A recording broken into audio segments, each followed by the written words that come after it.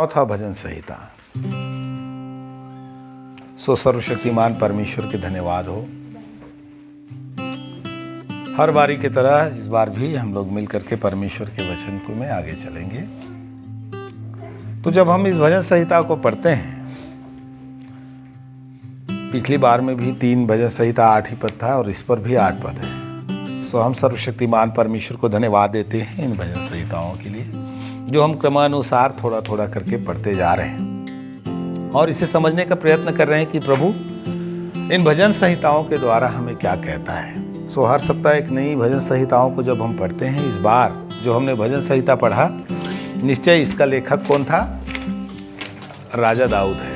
अगर आप ऊपर शीर्षक में देखेंगे तो प्रधान बजाने वाले के लिए तार वाले बाजों के साथ दाऊद का भजन है। तो ये जो भजन है, इस भजन को जब हम पढ़ते हैं तो इसमें से कुछ बातों को आपको, क्योंकि हर बातों को आप तो एक्सप्लेन नहीं कर सकते, कुछ बातों को आपके सामने रखना चाहूँगा। हे मेरे धर्म में परमेश्वर, जब मैं पुकारूं तब तू मुझे उत्तर दे। जब मैं सकेती में पड़ा तब तूने मुझे विस्तार दिया। मुझ पर अनुग्रह कर और मेरी प्रार्थना सुन ले। आप इस भजन संहिता का शीर्षक अगर लिखते हैं तो आप इस प्रकार लिख सकते हैं, अलग किए हुए परमेश्वर के लोग। इस भजन संहिता का शीर्षक क्या लिखेंगे हम? अलग किए हुए परमेश्वर के लोग।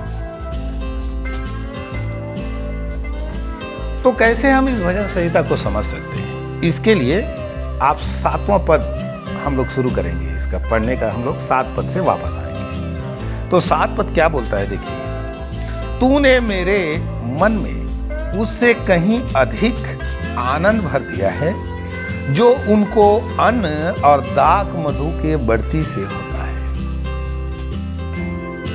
तो हम हर बारी भजन संहिता जब भी पढ़ते हैं तो उसका एक पद से हम आगे बढ़ते हैं, लेकिन इस बार हम कहाँ से जा रहे हैं? पहले हमने क्या पढ़ा है? 7वां पद। तो 7वां पद क्या बोलता है कि दाख मधु से बढ़ती के कारण जो लोगों के मन में हर्ष होता है, जो आनंद होता है, या जिनके पास अन्न के अत्यधिक बढ़ जाने से आनंद होता है, इस संसार के मिले हुए आशीषों के द्वारा मन फूल उठता है।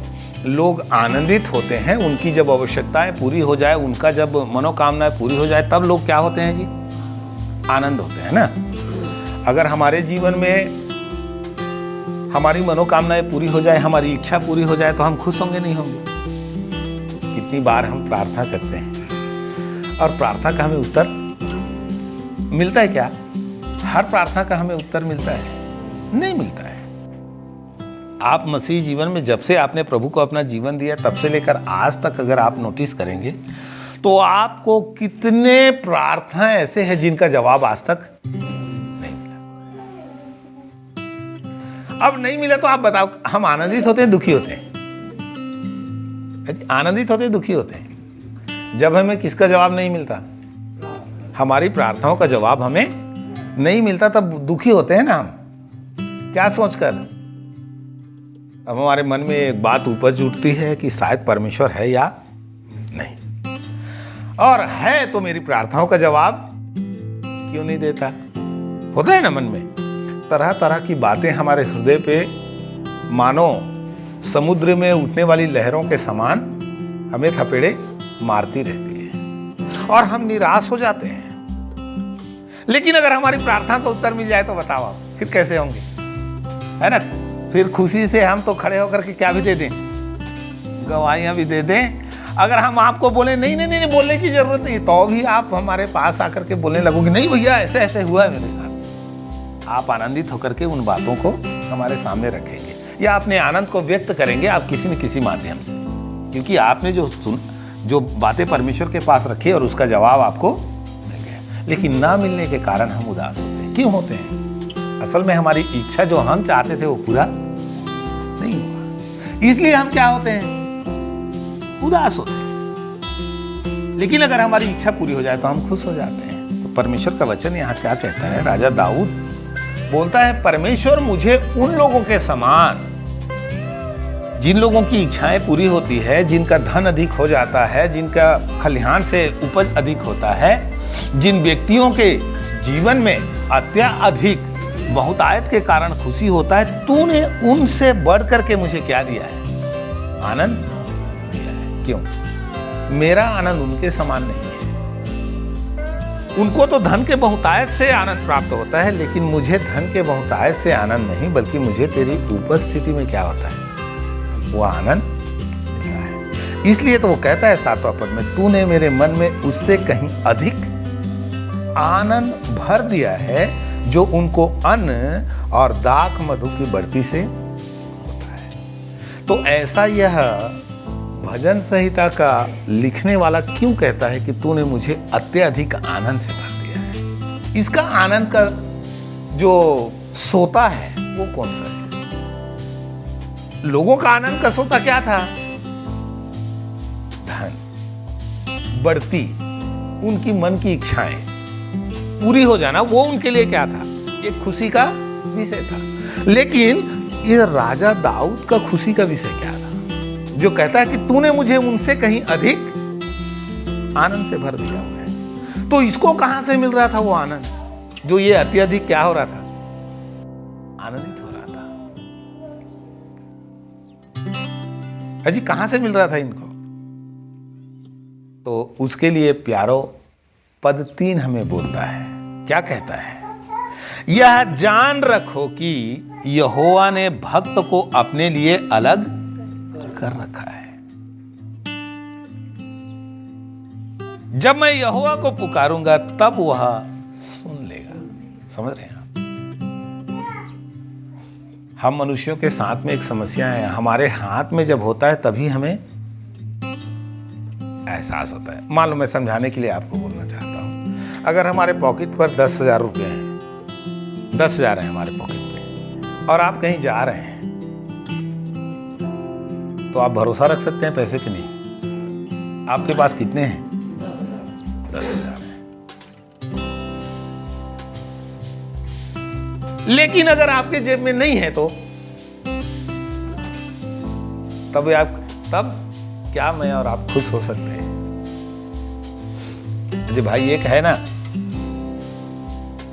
जिसने कहा मैं तुझे कभी ना छोड़ूंगा और तुझे कभी ना त्यागूंगा। नहीं हो सकते तब हम खुश। तब हमें ये वायदे स्मरण होता है क्या? हमें इन वायदों को तब हम याद कर पाएंगे क्या?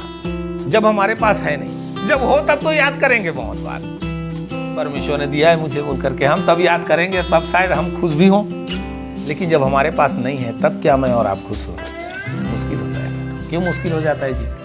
क्योंकि हम लोगों का सोच भी कई बार अन्य जातियों के समान होता है। लेकिन राजा दाऊद हमारे जैसा नहीं था। उसके मन में एक बात के लिए अच्छी तरीका से एक तसल्ली है। तसल्ली क्या है? उसको ये बात मालूम है कि परमेश्वर मेरी क्या कर लेगा। क्या कर लेगा जी? मैं बोलूंगा और वो मेरी क्या कर लेगा। यह दृढ़ निश्चय उसके पास है। यूं कहें तो जो आकाश और पृथ्वी का करता है, जिसने जगत और जो कुछ उसमें है, चाहे वो धन दौलत हो, रुपया पैसा हो, चाहे सोना हो, चांदी हो, चाहे वन पशु हो, चाहे घरेलू पशु हो, संसार की तमाम धन और दौलत का, दुनिया के तमाम आशीषों का श्रोता सर्वशक्तिमान परमेश्वर है। उसके ऊपर इसका भरोसा है कि वो मेरी क्या कर लेगा। मैं पुकारूंगा और वो मेरी, वो है उसके लिए आनंद का विषय। उसके लिए आनंद का विषय मेरे पास है कितना वो नहीं है। उसके लिए आनंद का विषय वो है कि मेरे पास कुछ नहीं है तो भी जो सबको देता है वो मेरे बातों को क्या करता है, सुनता है। और ऐसे ही मैं और आप इन्हीं दिनों में हमारा भी वो भरोसा उसके ऊपर दृढ़ होना चाहिए। हमारे पास है उसमें नहीं। देखिए ना, आप संतों को जब देखते हैं, उदाहरण के तौर पे आप अब्राहम को ही देख लीजिए, तो एक अब्राहम एक ऐसा था ना जिसको दिखता नहीं था। कौन सा विषय, आगे क्या रखा है उसको उसने देखा नहीं था। वो वायदा कब पूरा होगा, मैं कब वायदे किए हुए देश में जाऊंगा, उसको वो सब दिखता नहीं था। जब उसको बोला गया तब बोलने वाले पर विश्वास करके वो क्या किया था, निकल आया उसके पीछे। जिसको हम बोलते हैं ना विश्वासियों का पिता अब्राहम। तो अब्राहम किसी चीज को देख कर नहीं निकला था कि उसके सामने सब कुछ रख दिया हो और उसको देख करके वो चलता हो, या पकड़ने के लिए उसके पास कुछ चीजें नहीं थी। लेकिन वो विश्वास के उस दृष्टि से उन बातों को जिसको परमेश्वर ने बोला था देख करके वो आगे चलता रहा, इसलिए उसका जीवन इतना आशीषमय बन पाया। राजा दाऊद के विषय में परमेश्वर का वचन कहता है कि वो परमेश्वर के मन के अनुसार का एक व्यक्ति था। क्यों मन के अनुसार का व्यक्ति था? आप उसकी बातों को देखिए, कितना दृढ़ता से वो लिखता है।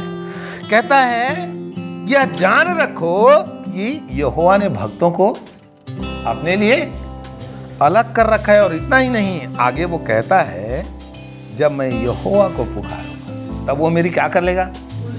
शायद सुन लेगा, चलो पुकारते हैं, ऐसा नहीं बोल रहे वो। उसको एक निश्चय है कि मैं जब पुकारता हूं तो परमेश्वर मेरी क्या करता है? सुनता है। क्या इस कॉन्फिडेंस में हम लोग आ पाएंगे कभी? देखिए, स्मरण रखना, दाऊद से हम लोग कहीं अधिक बढ़कर हैं। राजा दाऊद पुराने नियम का संत था और प्रभु यीशु मसीह कहता है स्वर्ग के राज्य में जो छोटे से भी छोटा है वो यूहन्ना बपतिस्मा दाता से बड़ा है। तुलना करते समय वो कहता है कि स्त्रियों में जन्मे हुए सबसे बड़ा यूहन्ना बपतिस्मा दाता है और स्वर्ग के राज्य में जन्मा हुआ छोटे से भी छोटा यूहन्ना बपतिस्मा दाता से बड़ा है। इसका मतलब पुराने नियम के जितने भी संत लगण थे उन सब संतों से भी मैं अत्यधिक सौभाग्यशाली हूं, क्योंकि मैं यीशु मसीह के ऊपर क्या करता हूं? विश्वास। तो तुलना अगर करें तो हम दाऊद से कहीं ऊंचे बुलाहट पाए हुए हैं। अब ऊंचा बुलाहट पाए हुए हैं तो क्या मैं इस निश्चय पर पहुंच सकता हूं कि यहोवा मेरे क्या करता है? सुनता है। ये तभी हो पाएगा अगर हम उस अलगताई में बने हुए हैं। मैं ये अलगताई बार बार क्यों बोल रहा हूं? क्योंकि वो खुद बोलता है कि यहोवा ने अपने भक्तों को अपने लिए क्या कर रखा है? और जैसे मैंने आपको शीर्षक भी बताया कि अलग किए हुए परमेश्वर के लोग, हम जब अलग किए हुए हैं उस अलगताई में हम बने हुए हैं। हमें परमेश्वर ने अपने लिए जब अलग कर रखा है उस दायरे में हम बने हुए हैं और उसकी आज्ञाओं में बने हुए जब हम चल रहे हैं तो चाहे जितना मर्जी शत्रु उपाय कर ले तो भी हमें ये दृढ़ निश्चय होगा कि परमेश्वर मेरी क्या करता है। मेरे पास 10,000 नहीं तो अभी क्या हुआ, लेकिन वो जो रिजर्व बैंक का जो गवर्नर है ना, जिसके हाथों में पूरा पैसा है, उससे भी कहीं अधिक बढ़ करके सर्वशक्तिमान परमेश्वर जो पूरे जगत के रिजर्व बैंक का जो क्या बोलेंगे हम उसको, है ना, सबका मालिक है, वो परमेश्वर हमारी सुनता है। तो फिर हमें चिंता का क्या विषय? तो आनंद होने का विषय यह नहीं है कि हमारे पॉकेट पे कितना है। मान लो उदाहरण के तौर पे अगर यही बात को मैं बोलूं, ये किसी मनुष्य के साथ तुलना तो परमेश्वर का किसी से नहीं कर सकते, लेकिन समझाने के लिए एक उदाहरण अगर हम बोले, मान लो आपने देखा है ना हमारे मुकेश अंबानी है ना, हमारे देश के बहुत बड़े अमीर, तो उसके बच्चे अगर कहीं पर भी जाएंगे उसके पॉकेट में 10 रुपए हो ना हो वो चिंता करेंगे क्या? है जी? नहीं, अरे हमारे पॉकेट में 10 रुपये भी नहीं है भाई, अब कैसे करेंगे? ऐसा चिंता करेंगे। क्यों चिंता नहीं करेंगे? क्यों चिंता नहीं करेंगे? चिंता नहीं करने का कारण उसका क्या है उनका, आप बताइए। पॉकेट में पैसे नहीं है वो चिंता नहीं करेंगे। क्यों चिंता नहीं करेंगे? हम चिंता करेंगे, लेकिन वो क्यों नहीं चिंता करेंगे? क्योंकि उनको एक बातें मालूम है, उनके पास नहीं है तो अभी उसका बाप का नाम चलता है, काफी है उसमें, है कि नहीं? किसका बच्चा है बोलने से वो काफी है ना, उतना ही बोलना। वो तो यही परिचय देगा, जियो का सिम चलाते हो ना, वो मेरे बाप का है बोलेगा, यही नहीं बोलेगा, और काफी है उतना, उतना परिचय भी काफी है ना। जहां चाहे जो चाहे उनको मिल सकता है, नहीं मिल सकता है? मिल सकता है। पॉकेट में पैसा होना काफी नहीं है। इसी तरह ये तो एक मनुष्य है, नाशवान मनुष्य, जो कुछ सालों के लिए धरती पर है, कुछ सालों के लिए उसके पास पैसा है। अगर वो इतने अकड़ करके चल सकते हैं अपने बाप के नाम पर, तो मैं और आप, जिसने जगत को सृजा है, जगत के सब चीजों को जिसने बनाया, और परमेश्वर का वचन कहता है ये सब परमेश्वर का है, और हम उसकी संतान जो इस संसार में से क्या किए गए? अलग किए गए। और हम चिंतित होते हैं, हम परेशान होते हैं। क्यों? हम अपने जेब के मोटाई से हम अपने आनंद या अपने उदासी को प्रकट प्यारो। मैं और आप अगर उस जीवित परमेश्वर को अपना पिता करके अगर माने हैं तो इतना ही बोलना चाहूंगा, चाहे हमारे पास हो ना हो, पैसे की बढ़ती और घटती हमारे खुशी और हमारे उदासी को बना नहीं सकता। अगर ये पुराने नियम के एक व्यक्ति इतना दिलेरी से चल सकता है, और मैंने पिछली बार आपको याद होगा तीसरा भजन संहिता में आपको बोला था कि राजा दाऊद समस्याओं से घिरा हुआ व्यक्ति है। किसे घिरा हुआ? समस्याओं से। उसके खुद के पुत्र इसके विरोधी हैं। अब बताओ, खुद के पुत्र तलवार पकड़ करके इसे ढूंढ रहा है और ये जंगलों में दर दर भटक रहा है। और ऐसे भटकते समय इसके, पिछली बार आपको बताया था ना कितने विरोधी थे इसके। क्या बोलता था? चाहे मेरे 10,000 भी क्या हो जाएं, विरोधी हो जाएं। तो देखो 10,000 जिसकी जान के दुश्मन है वो व्यक्ति आराम से सो गया। और इसमें भी हम जब पढ़ते हैं ना तो लास्ट में यही लिखा हुआ है, इसलिए हमने मिलकर पढ़ा था। क्या पढ़ा था 8वां वचन में? मैं शांति से लेट जाऊंगा और सो जाऊंगा, क्योंकि हे यहोवा केवल तू ही मुझको एकांत में निश्चिंत रहने। देखिए इसका जो बल का जो जहां से सोता इसको जो मिल रहा था या स्रोत, वो परमेश्वर के ऊपर इसका दृढ़ निश्चय भरोसा था। इसलिए बोलता है चाहे विरोधी कितना भी हो तो भी मैं कैसे करूंगा? लेट कर आराम से सो जाऊंगा। मैंने पिछली बार बताया था आपको, सोना इतना आसान नहीं होता। वो सोना नहीं बोल रहा हूं, सोने वाला बात कर रहा हूं। वो भी इतना आसान जीवन में नहीं होता। तो आगे परमेश्वर के वचन में जब हमने पढ़ा तो क्या बोलता है, हम वापस अगर इसके दूसरा वचन में आ जाए तो कहता है, हे मनुष्य के पुत्रों, कब तक मेरी महिमा के बदले अनादर होता रहेगा? तुम कब तक व्यर्थ बातों से प्रीति रखोगे और झूठी युक्ति की खोज में रहोगे? किनके विषय में बोल रहा है? इसका मतलब बहुत तेरे इनके संगी और इनके साथी इस प्रकार के दुष्ट मार्गों में चलते होंगे। बहुत तेरे लोग जो ऐसे दुष्टता में मन लगाए हुए और उनमें चलते रहेंगे। कहता है तुम उनकी खोज में रहोगे, इनकी युक्ति की खोज में रहोगे, है ना यारो। इस संसार पर चाहे कितने लोग अपने आप को संपन्न बनाने के लिए, अपने आप को सुखी रखने के लिए, अपने इच्छाओं के पूर्ति के लिए दुष्टता का मार्ग अपनाए या उनकी खोज में रहे, वो उनको मुबारक, उनको मुबारक हो। हमें उन बातों को लेकर के परेशान होने की आवश्यकता। राजा दाऊद परेशान हुआ। क्यों परेशान हुआ होगा? क्योंकि निश्चय सर्वशक्तिमान परमेश्वर को जब एक भक्त प्रभु के साथ चलता है तो उसको वो लगाव परमेश्वर के साथ, और जो परमेश्वर को नहीं भाता उन्हीं कामों को अगर करते हुए लोगों को देखता है तो जरूर है वो क्या होगा? उदास होगा कि कैसे लोग हैं। मान लो उदाहरण के तौर पे मैं बोलना चाहूँ तो आप एक व्यक्ति जो परमेश्वर के संग चलते हैं, आपको मालूम है परमेश्वर के साथ धार्मिकता से चलने से और उसकी इच्छाओं के अनुसार जीने से परमेश्वर प्रसन्न होता है। जैसे प्रभु के वचन में हम पढ़ते हैं, विश्वास बगैर उसे प्रसन्न करना अनहोना है। तो एक विश्वासी जो परमेश्वर के साथ चल रहा है उसको मालूम है कि परमेश्वर किन कारणों से प्रसन्न होता है, ठीक है। लेकिन आप उसी जगह में एक व्यक्ति को देखते हैं जो परमेश्वर की इच्छा के विपरीत चलता है, तब आपको दुख होता है। तब एक मन में बात उठती है ना, काश ये लोग भी परमेश्वर के पीछे चलते, क्योंकि हमें मालूम है अंतिम न्याय जब होगा तब इन लोगों का स्थान कहां पर? तब वो नरक की पीड़ा के बारे में मैं और आप जानते हैं, और किस प्रकार उनका जीवन का सर्वनाश हो जाएगा ये मैं और आप जानने के कारण वो व्यक्ति जो परमेश्वर की इच्छा के अनुसार नहीं चलते उनको देखकर हम हताश होते हैं। हम ये सोचते हैं काश ये लोग भी परमेश्वर की इच्छा को पहचान लेते। लेकिन इस दुनिया में प्यार हो, परमेश्वर की इच्छा को हर एक पहचानता नहीं है। राजा दाऊद के सामने भी ये सवाल खड़ा हुआ होगा, इसलिए तो वो बोलता है कि हे मनुष्यों के पुत्रों, तुम कब तक मेरी महिमा का क्या करते रहोगे? अनादर करते रहोगे। तुम कब तक उस दुष्टता की युक्तियों की खोज में लगे रहोगे जो तुम्हें अनंत विनाश की ओर लेकर जा रहे हैं। प्यारो, इन्हीं दिनों में मैं और आप, हमें जब परमेश्वर ने अलग किया हुआ है तो हम अपने आनंद को, अपने सुख को इस पृथ्वी पर तलाशने के बजाय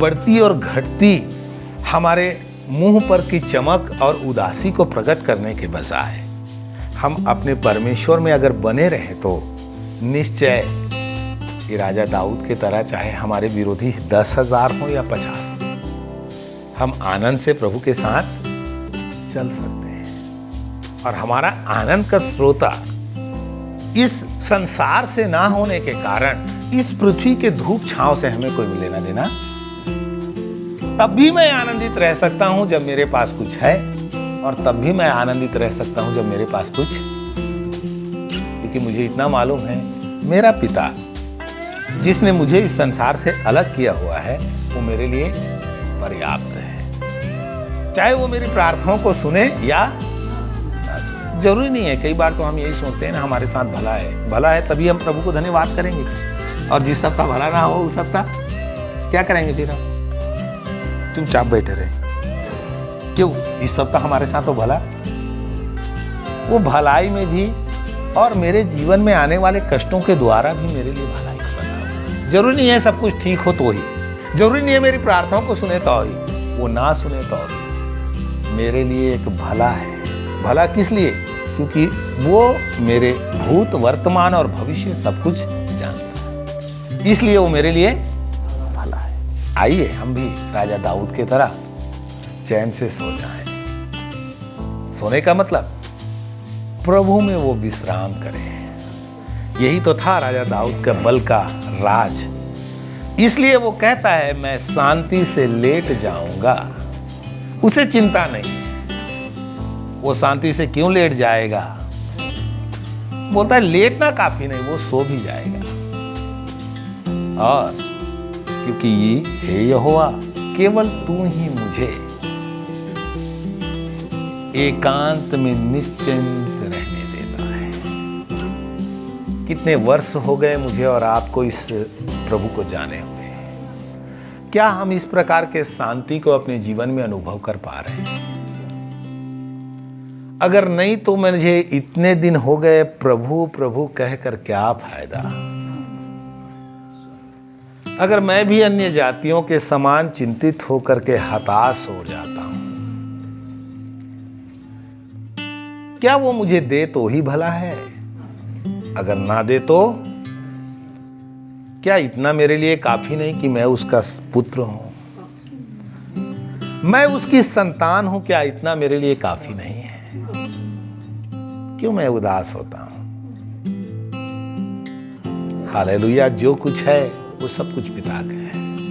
हमने गीत गाया, जो कुछ है दिखता उसने रचाया, सारे जहां का वो शहंशाह, तारी तारी मिलके करे सारे तारे।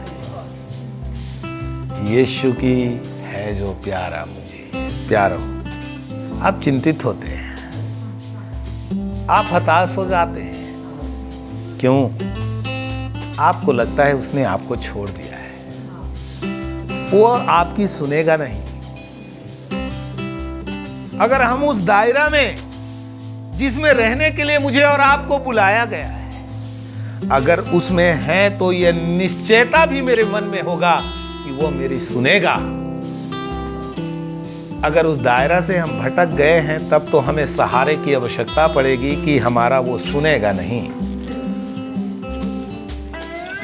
इसलिए कई बार हम रोते और कर लाते हैं, कई बार हम परेशान होते हैं और हम दूसरों से भी कहते हैं आप हमारे लिए प्रार्थना करिए। प्रार्थना कराना है, लेकिन क्या आप उस स्थान पर हैं जहां रहने के लिए आपको बुलाया गया है?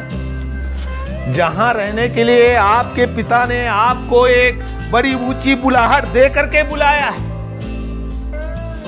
अगर उस जगह में आप हैं तो फिर आप हताश मत होइए, वो आपकी सुनेगा।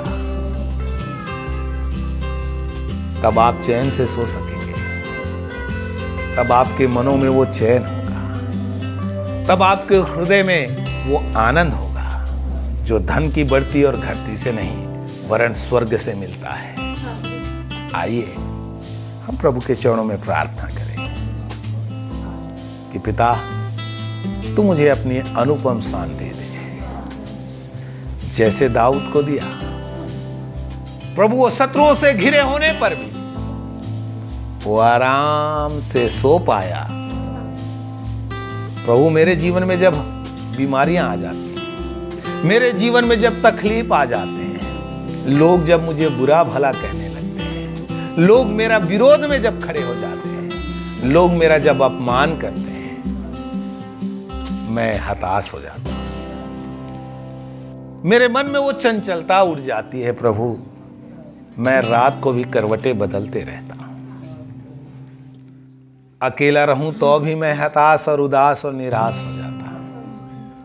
प्रभु आप में मुझे बने रहने के लिए सहायता कर। धन्यवाद पिता, धन्यवाद पिता, धन्यवाद, धन्यवाद।